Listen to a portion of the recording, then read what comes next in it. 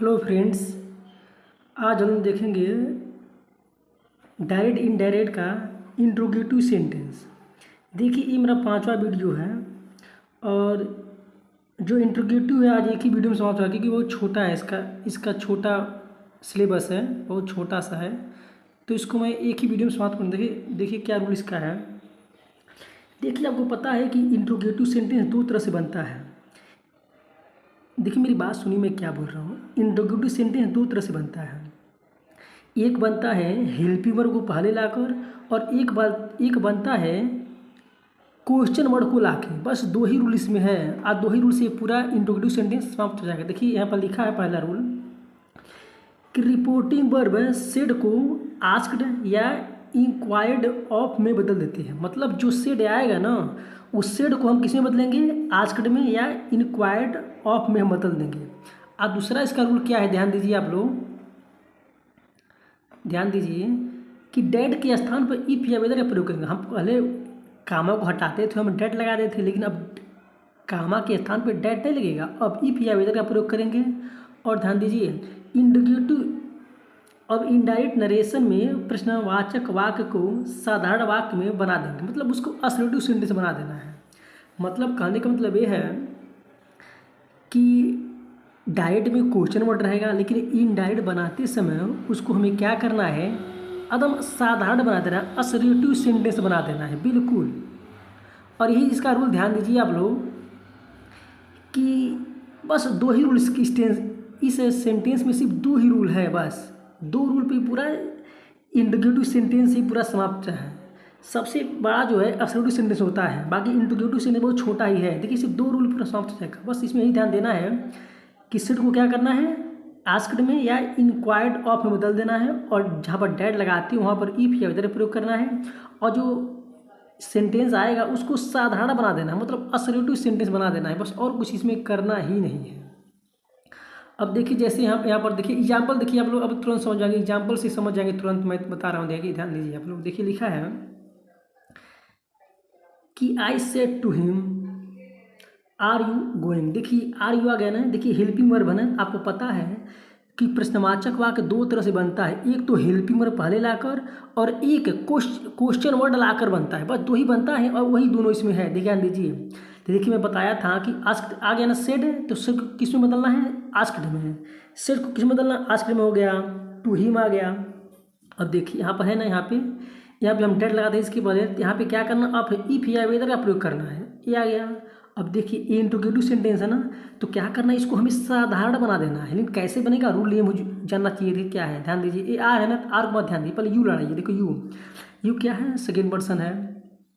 पर you second person किससे लड़ेगा, सेकेंड पर्सन हिम से, क्योंकि आपको पता है कि जितना रिपोर्टेड स्पीच में सेकेंड पर्सन आएगा वो रिपोर्टिंग वर्ब के ऑब्जेक्ट के अनुसार चेंज होगा। तो यू लड़ेगा हिम से। तो हिम क्या है, ही है ना, मतलब ही का ऑब्जेक्ट है। यू किस रूप में आया है, सब्जेक्ट रूप में आया था। हमें ये देखना है कि हिम का सब्जेक्ट क्या होता है, तो हिम का सब्जेक्ट ही होता है। देखिए इफ के बाद ही आ गया। अब आर को वाई में बदल दिए, बाकी सेम टू सेम वैसे उतार दिए, ये हो गया। अब ये दूसरा रूल देखिए, देखिए यहाँ पे Ram said to Hari will you go to school today. ध्यान दीजिए आप लोग, देखिए आजकल को देखिए सेड को आज में बदल दिया गया है, हरी आ गया, और एक कामा है ना, यहाँ पे क्या लगा थे, डेट पे इफ आ गया। अब तो विल का ध्यान मत दीजिए, यू सेकेंड पर्सन है। आपको पता है कि जितना भी सेकेंड पर्सन आएगा इसमें, जितना भी सेकेंड पर्सन आएगा वो किससे लड़ेगा, यहाँ पे ऑब्जेक्ट से, ऑब्जेक्ट हरी है, तो हरी के अनुसार हम ही कर दिए हैं, क्योंकि हरी को हम ही वह कह सकते हैं। तो हरी के स्थान में यहाँ पर क्या है, ही आ गया है, क्योंकि यू सब्जेक्ट रूम में, तो यहाँ भी सब्जेक्ट रूम में आएगा, ये हो गया। अविल को उड़ में कर दिया हूँ। अब गो टू स्कूल, और देखो डेड डे आया है ना, देखो टू डे आया है ना, टुडे को हम डेड डे में बदल दें, क्योंकि इसके पहले हम रूल ने बताया हूँ। अब देखिए ये देखिए, और ये देखिए she said to me comma do you good there है ना। ध्यान दीजिए आप लोग, सेड को आज से बदल दिया हूँ, और देखिए कामा है ना, तो यहाँ पर इफ है। अब देखो डू मत ध्यान दीजिए, अब सेकंड पर्सन में ध्यान, जो पर्सन है उस पर ध्यान दीजिए। पर यू है, यू सेकंड पर्सन किसे, मिस लेगा, मिस लेगा ना, तो मी का सब्जेक्ट क्या होगा, आई होगा, आई हो गया। अब देखिए प्रेजेंट टेंस है, जिसको पास्ट बनाना है, तो गो को वेंट हो जाए, क्योंकि आपको पता है कि प्रेजेंट इंडिफिनिट का पास्ट में बदलना है, तो गो का वेंट हो गया, देयर का देयर हो गया है। अब देखिए यहाँ पर देखिए ये he said to me did you learn है मी योर बुक, ठीक है। अब ध्यान दीजिए, देखिए इसको आज में बदल दिया हूँ और यहाँ पे इफ़, अब देखिए एडिट में ध्यान मत दीजिए, अब यू किस लगेगा, मी से आई हो जाएगा। और कौन सा टेंस है, ये प्रेजेंट है, पास्ट इंडिफिनिट है, तो पास्ट इंडिफिनिट को हम बदलेंगे पास्ट परफेक्ट में। पास्ट देखिए ये भी पास्ट है और ये भी पास्ट है, तो पास्ट इंडिफिनिट है, तो पास्ट इंडिफिनिट को पास्ट परफेक्ट में। तो देखिए यू लड़ा है, मी से आई हो गया है, अब इसका रूल क्या है, हैड आ जाएगा। आई देखिए लर्नड है ना, तो यहाँ लर्नड हो जाएगा। देखिए मी है ना, मी फर्स्ट पर्सन है, तो मी किससे लड़ेगा, ही से। तो देखना है ही किस रूप में है, ही यहाँ पर मी किस रूप में है, ऑब्जेक्ट रूप में है, ऑब्जेक्ट रूप में है। तो देखना हमें ये है कि ही का ऑब्जेक्ट क्या होगा, तो ही का हिम होगा, ये हो गया। अब देखिए योर है, योर बुक है ना, तो योर क्या है, सेकेंड पर्सन है, तो ये लड़ेगा मी से। अब देखना ये है कि योर बुक है ना, तो मी का अपना के लिए क्या आता है, तो मी के अपना के लिए माई आता है, तो ये माई बुक आ गया है। अब यहाँ पर एक थोड़ा एक रूल ये हो गया। अब देखिए एक रूल यहाँ पर ध्यान दीजिए, देखिए यहाँ पर लिखे हूँ, यदि रिपोर्टेड स्पीच प्रश्नसूचक शब्द जैसे what, who, which, whom, whose, when, where, why आदि से शुरू होता है तो कामा के स्थान भी लिखा है यहाँ पर होता है, तो कामा के स्थान पर प्रश्नसूचक शब्द ही आ जाता है। कहने का मतलब ये है कि पहले उसमें हेल्पिंग वर्ब सहायक क्रिया से यदि क्वेश्चन वर्ड बन रहा है तो वहाँ पर इफ शब्द का प्रयोग करेंगे, लेकिन यदि व्हाट या वेयर से यदि इस वाक्य से प्रश्न पूछा जा रहा है तो हम वहाँ पे इफ शब्द का प्रयोग नहीं करेंगे। वही बताया यहाँ पर है, ध्यान दीजिए।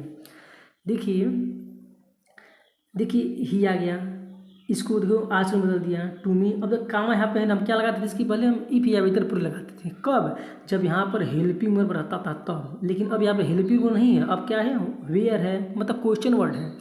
तो जहाँ पर क्वेश्चन वर्ड आ जाएगा वहाँ पे हम वही यहाँ पर ला देंगे। देखिए एक कामा के स्थान पर हम वेयर ही ला दिए हैं। अब इसके बाद देखना है प्रोनाउन देखना है, तो प्रोनाउन यू है ना, आपको पता है सेकंड पर्सन है, तो किससे लड़ेगा, मी से लड़ेगा। तो मी के अनुसार यहाँ आई हो गया है, क्योंकि यू किस रूप में है, सब्जेक्ट रूप में है, तो यहाँ पे जो यहाँ से चेंज बदला जाएगा वो भी सब्जेक्ट रूप में है, तो मी का सब्जेक्ट आई हो जाएगा। आज देखो लिव का लिव्ड हो गया है, क्योंकि ये पास्ट बदलना है ना, ये प्रेजेंट डिफिनिट, तो प्रेजेंट डिफिनिट को पास्ट डिफिनिट में। अब देखिए he said to Mohan how much money do you want, है ना। तो देखिए सेट को आज में बदल दिया हूँ, मोहन आ गया। अब देखिए यहाँ पर क्या करना है, कामा है ना, यहाँ पे क्या लगा देते हैं हम, इफ या इधर लगा देते हैं, अब नहीं लेना क्योंकि यहाँ पर क्वेश्चन वर्ड आ गया है ना। तो हाउ मच मनी, क्योंकि हाउ मच मनी एक ही में है, देखिए हाउ मच मनी आ गया एक ही में। अब यू आ गया ना, डू में ध्यान मत दीजिए, यू है ना, यू किस लेंगे, मोहन से। तो यू किस रूप में है, सब्जेक्ट रूप में है, तो मोहन को हम क्या कर सकते हैं, ही कह सकते हैं, तो ही आ गया। और देखो वांट का वांटेड हो गया, मतलब कि पास्ट टेंस में चेंज हो गया। तो देखिए ये हो गया। देखिए बस इतना ही, इसमें दो ही रूल है ही है इस टेंस में। देखिए दो ही रूल है, कहने का मतलब ये होता है, देखिए मैं बता रहा हूँ यहाँ पे, देखिए मैं बताया हूँ कि इंट्रोगेटिव सेंटेंस दो प्रकार से बनते हैं, एक हेल्पिंग वर्ब से सहायक क्रिया जब देखिए आएगा, जब इज आर एम पहले जाए, और दूसरा है प्रश्नसूचक शब्द, व्हाट है, हु है, विच है, व्हेन है।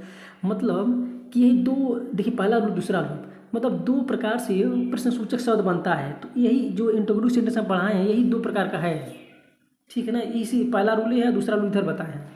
चलिए ठीक है, आज का ही है, इसको आप लोग का नोट कर लीजिए, अपनी लगाइए, आपको आराम से आ जाएगा। चलिए ठीक है, ओके, जय हिंद, जय भारत।